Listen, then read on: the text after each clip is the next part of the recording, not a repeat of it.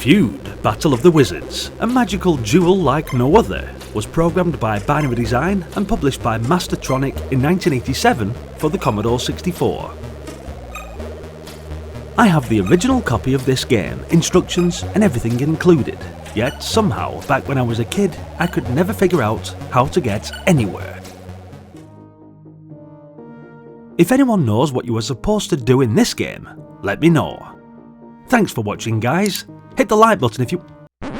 Okay, just kidding. You see, the concept of Feud is pretty simple really. I quickly figured that by gathering ingredients as found in a spellbook, I could eventually cast the spells in order to destroy my arch nemesis wizard, who is also out for a little one-on-one wizardry.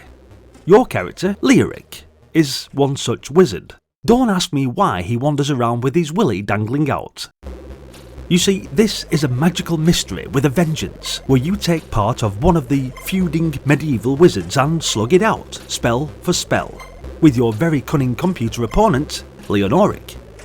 It's a well-known fact that brothers just don't get along, and Leanoric and Learic are prime examples of this. Reminds me a bit of me and my own brother in fact. Unfortunately however, this was just a one-player game, just you against a computer opponent. Normally, in the real world, a bit of bickering and maybe a cheeky slap around the head would settle things between me and my own brother.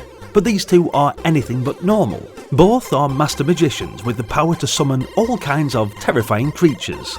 Their version of a brotherly squabble makes the infamous feud between the Montagues and Capulets look like a friendly game of conkers. In this particular debacle, Leanoric decided to do what any reasonable sibling would do, grab some chicken entrails, dance about a bit and chant bizarre incantations, transforming Learic into a frog in the process. Needless to say, Learic wasn't happy about the whole frog situation, and now he's out for revenge, hence the feud. Set in the magical land of Little Dulford, these two are masters of necromancy and are eager to put their skills to the test against each other. You spend your time wandering the flip screen world, collecting rare herbs and roots to brew up powerful spells. Once you've gathered the right ingredients, you can head back to your cauldron and mix up some magical mayhem. The spells are all locked away in a leather-bound book, and you can flip through its pages using the fire button. There are 12 different spells in total, ranging from making Learic invisible, summoning zombies, shooting lightning bolts, and even teleporting across the countryside.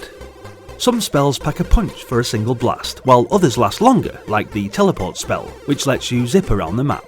But don't think Leanoric is just sitting around twiddling his thumbs while you gather your ingredients. He's out in the wilds, harvesting his own herbs and crafting spells of his own. Every time he pops up on the screen, he freezes for just a moment, the perfect time to zap him with a spell. The status bar shows the two brothers' energy levels, with each successful spell sinking the victim's statue deeper into the ground. The first brother to lose all their energy and sink completely loses the feud, leaving the victor to rule over Little Dulford. To aid you in this magical rivalry, a handy magic compass will point you towards your enemy, acting like a scanner to help you navigate the map. It's your trusty tool when seeking out trouble or avoiding your brother. However, Leanoric often hangs around where you need to go, so you'll have to wait for him to leave before collecting the precious herbs. The Garden's Keeper Heike will also try to block your way, and it might be wise to use a spell or two when approaching him. Feud, Battle of the Wizards offers a fun way to kill time, and the music sets the tone perfectly, adding a mystical atmosphere to your magical battles. Of course, this was thanks to the awesome David Whittaker.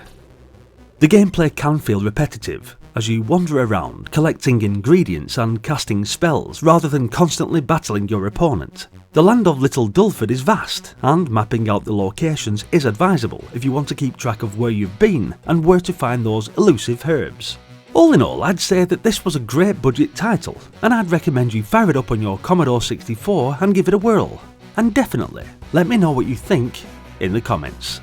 Thanks for watching guys, hit the like button if you enjoyed the video and be sure to stick around as we continue on this epic journey down memory lane, revisiting some great Commodore 64 and Amiga classics. If this sounds like something that interests you, then maybe consider subscribing to the channel. There's probably a whole lot of games on the various playlists that will bring back some great memories, and another coming up right now. Hopefully, I'll see you there. Until then, Bye for now.